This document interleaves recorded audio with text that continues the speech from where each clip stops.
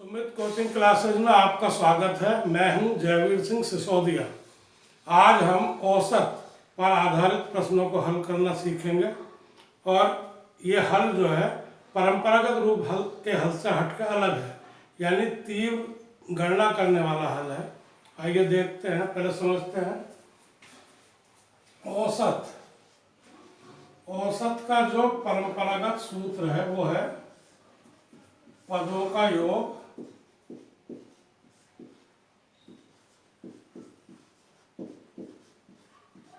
बटे पदों की संख्या।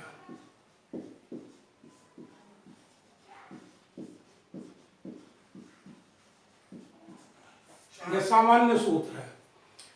अंकगणित में औसत कहते हैं और सांख्यिकी में इसे माध्य यानी मीन कहते हैं। ठीक, अब इसके लिए है कि कोई जो पद दिए हैं पहले उन्हें जोड़ें और जोड़ के जितने पद हैं गिनती कर लें, उससे भाग करें तो हमारा औसत निकलेगा, लेकिन उसमें हमें बहुत समय लगेगा। जैसे जो हमारी क्रमागत संख्याएं हैं इनके लिए हम बहुत जल्दी हल कर लेते हैं। क्रमागत संख्याएं, क्रमागत संख्याएं जो होती हैं वो होती हैं एक तो प्राकृत संख्या, नेचुरल नंबर्स,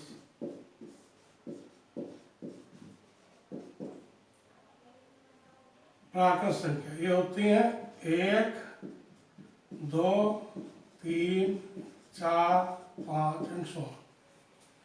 दूसरी होती हैं सम संख्याएं, ये भी क्रमागत होती हैं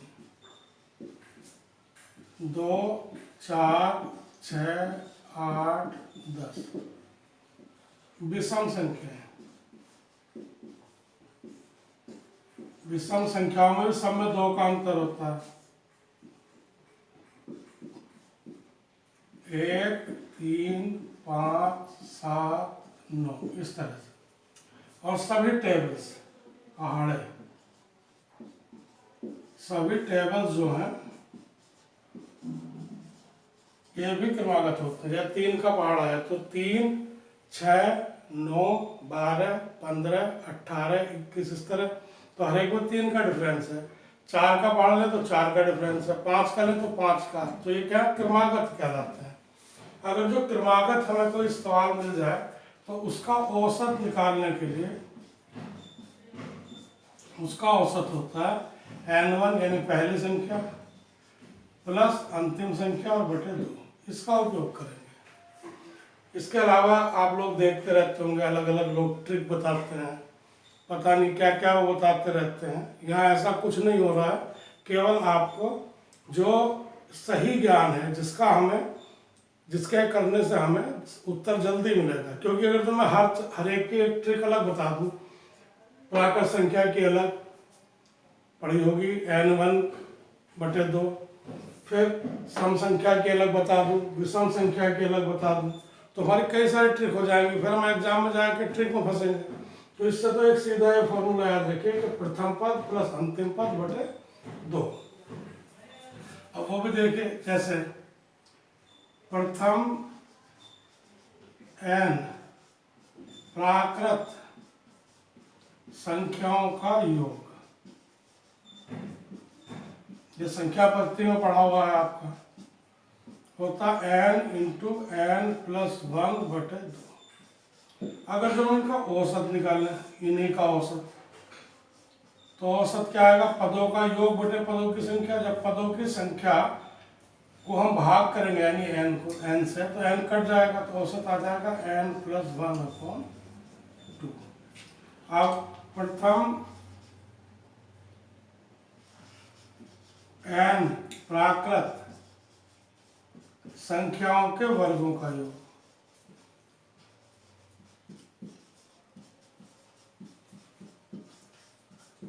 वर्गों का योग,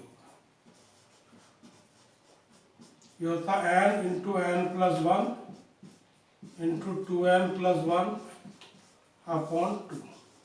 अब इसी का अगर जो हम औसत निकाल लें तो औसत क्या आ जाएगा? n हट जाएगा, क्योंकि पदों का योग बटे पदों की संख्या, पद तो n है तो n हट जाएगा, तो हो जाएगा n प्लस 1 इंटू 2n+1/6। ठीक। अब ऐसी अगर जो हम वर्गों का योग निकालना, प्रथम n प्राकृत संख्याओं के घनों का योग, घनों का योग, तो घनों का योग होता है n इंटू n+1/2 का होल स्क्वायर। और अगर जो औसत निकालना चाहें इसका, तो औसत में एक n हट जाएगा ना, ये जो n स्क्वायर हो रहा है इसे n बाहर कर देंगे और n+1/2 का होल स्क्वायर, ये सूत्र बन जाएगा। अब इन्हीं सूत्रों का उपयोग करके इन समस्त क्वेश्चनों को हम हल करेंगे। और अब पेन चलाने की जरूरत नहीं पड़ेगी। अगर जो ये हमने सीख लिया है, तो इसके सीखने के बाद हमें पेन चलाने की जरूरत नहीं, बस ये माइंड में रहने चाहिए। अब जैसे प्रथम 50 प्राकृत संख्याओं का योग पूछा है, प्रथम 50 प्राकृत संख्या है, तो प्राकृत संख्या में तो पहली तो 1 होगी और 1 से 50 तक, तो पहली n1 1, n2 50, तो 50 और 1 51, और 51 का आधा करेंगे तो कितना आएगा 25.5, तो हमारा उत्तर बी हो जाएगा। और देखिए प्रथम 100 प्राकृत संख्याओं का योग पूछा है, तो प्रथम 100 है ना, 1 से 100 तक, तो पहली 1, अंतिम 100, तो 101, 101 का आधा 50.5, ये आंसर आ गया। अब प्रथम 50 विषम संख्याओं का औसत कितना होगा, विषम का पूछा है, तो विषम में पहली संख्या 50वीं संख्या पूछा, 50 नहीं 50वीं संख्या, तो पहली संख्या या तो 1 होगी और अंतिम संख्या 50 का 2 का डिफरेंस है 100 होगी, लेकिन 100 तो सम है तो 99 होगी, तो 1 और 99 का योग 100 और 100 का आधा 50, तो हमारा उत्तर ए हो जाएगा। अब ऐसी ये है, प्रथम 75 विषम संख्याओं का योग क्या होगा, तो पहले तो 1 होगी और 75वीं क्या होगी 150 होगी। 150 का मतलब उससे पहले 149, 149 में पहली संख्या 1 जोड़े तो 150, 150 का आधा करेंगे तो 75। अब मैं आपको ये बताना चाह रहा हूँ कि हम इस तरह भी ना करें, एक सूत्र भी याद कर लें कि प्रथम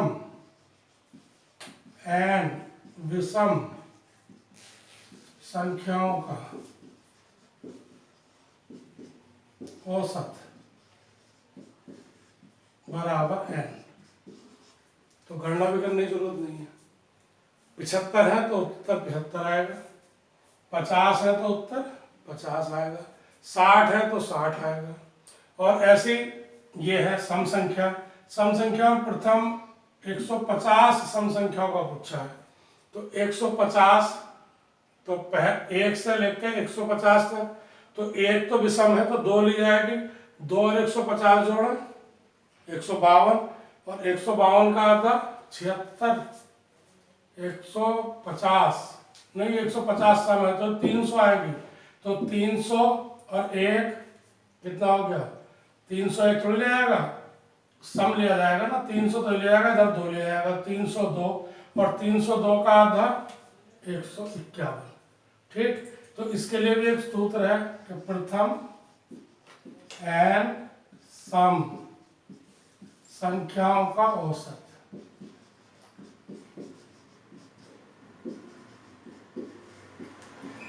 ये होता है n+1।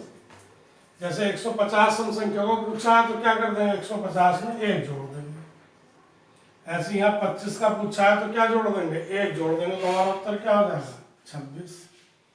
ठीक, यहाँ हो गया हमारा 151।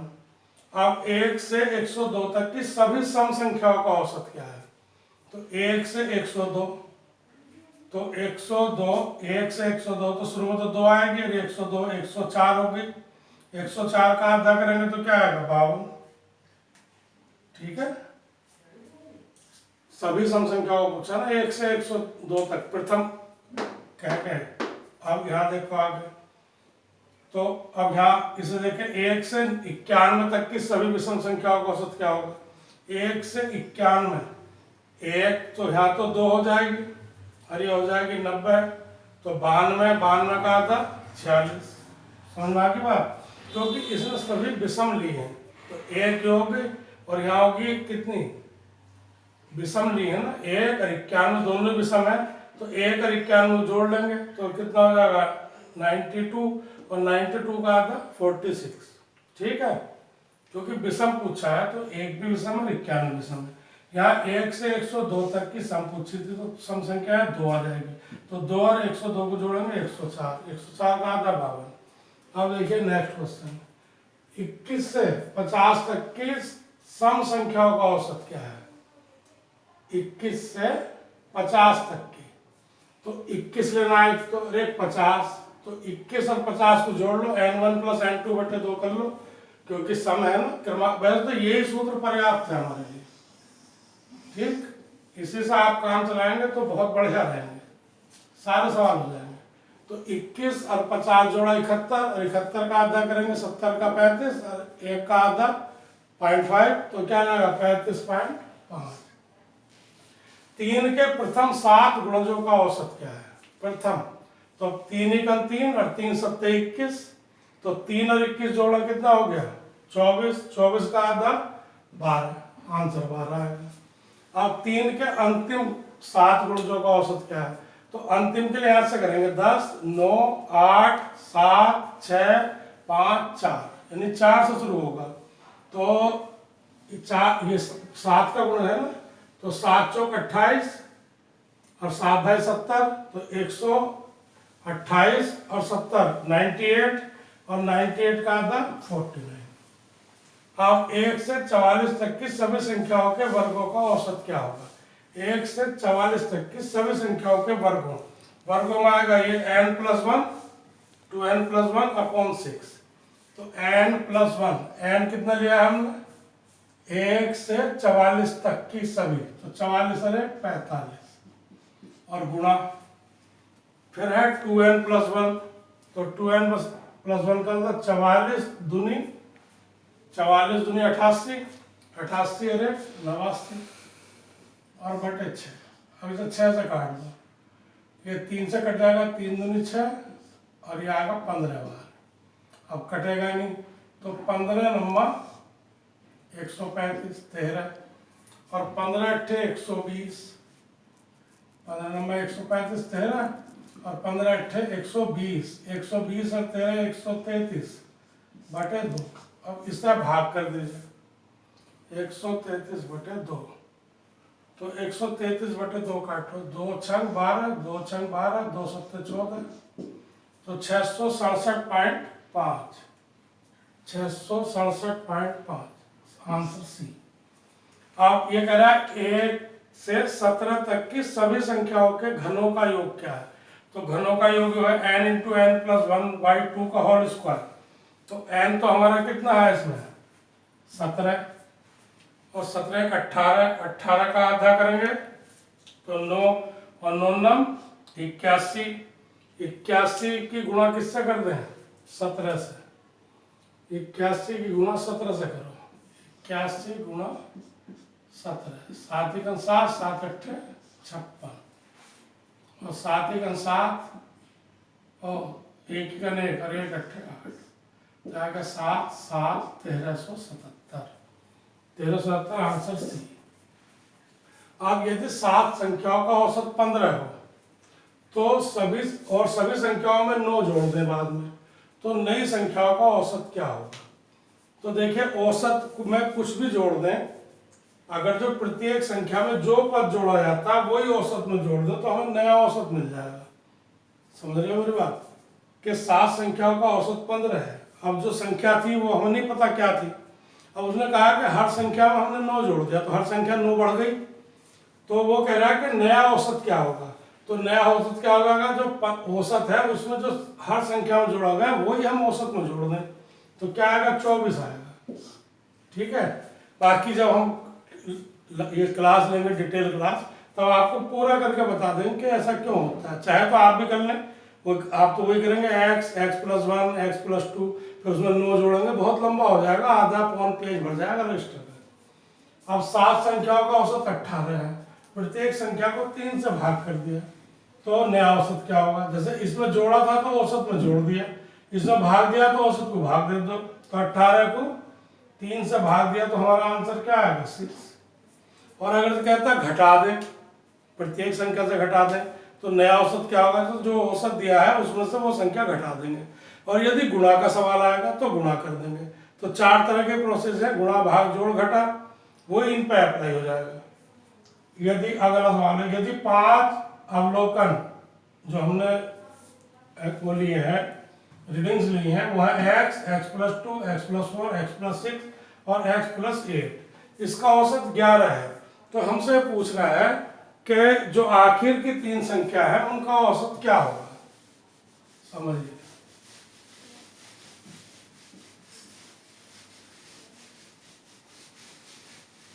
देखिए, आप देखिए, हम पहली 5 संख्याएं मान लें, 1, 2, 3, 4 और 5। अब इनका औसत क्या लेंगे हम, बताओ। बताया था n1 + n2 बटे 2, तो n1 ये, n2 ये, तो 5, 1 + 5 बटे 2, तो 3 आएगा। देखिए, मध्य पद आया, ठीक है। तो ऐसे ही औसत 11 है, तो पद है हमारे पास 5, 1, 2, 3, 4, 5।